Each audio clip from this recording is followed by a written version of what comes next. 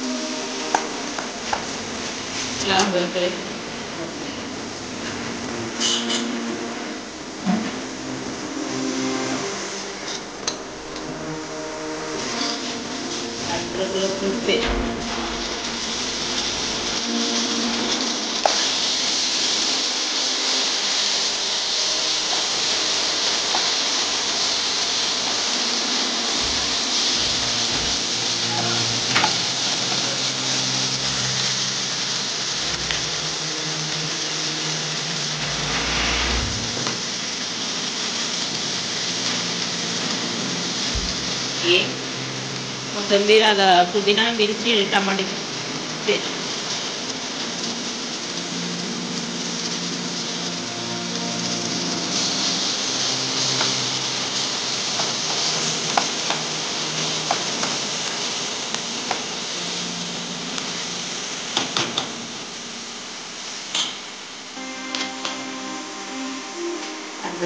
हळद,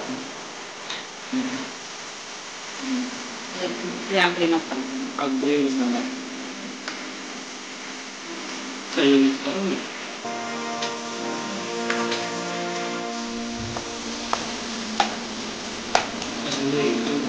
बिर्याला चांगलं भाजले, तेल सुटेपर्यंत, तेल सुटेपर्यंत शिजून द्यायचं. मस्त तेल सुटलेलं आहे. वा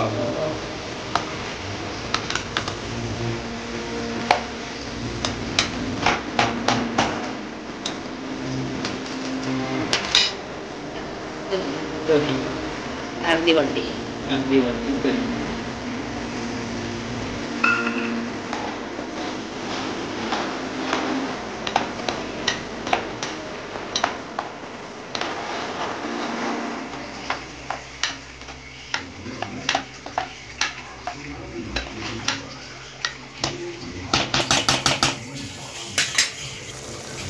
छान उकळी आली. मसाला आपला चांगला परतलेला आहे, त्याच्यामध्ये चिकन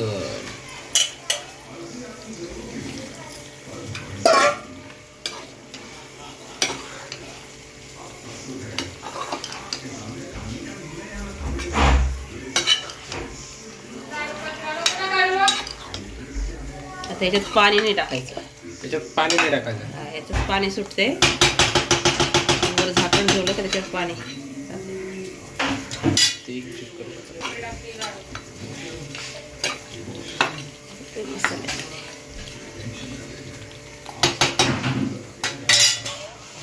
पण तरी पण खाली लागू पाणी सुटलंय ना, याला पाणी सुटले तरी पण खाली लागू नये म्हणून आणि एक्स्ट्रा पाणी टाकावं लागा नाही म्हणून याच्यात झाकणात पाणी ठेवावं, याने खाली चिटकत नाही, करपत नाही. याला पाणी टाकायची गरज नाही, पाणी टाकायची गरज नाही, आपोआप त्याला पाणी सुटलेलं आहे.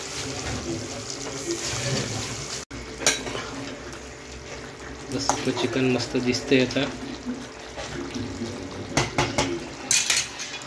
टाकायचं सुकं खोबरं, थोडं सुकं खोबरं सुकं खोबरं भाजून वाटलेलं. सुकं खोबरं भाजून वाटलेलं सुकं खोबरं. त्याला घट्टपणा पण येते आणि टेस्ट पण चांगली.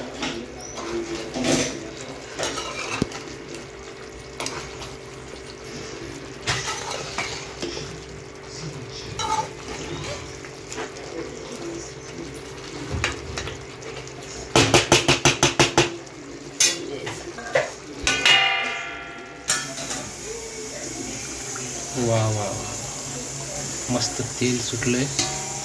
त्याला गॅरबेसला थोडीशी कोथिंबीर, थोडासा पुदिना. थोडासा पुदिना. हे झालं आपलं ग्रेव्ही चिकन.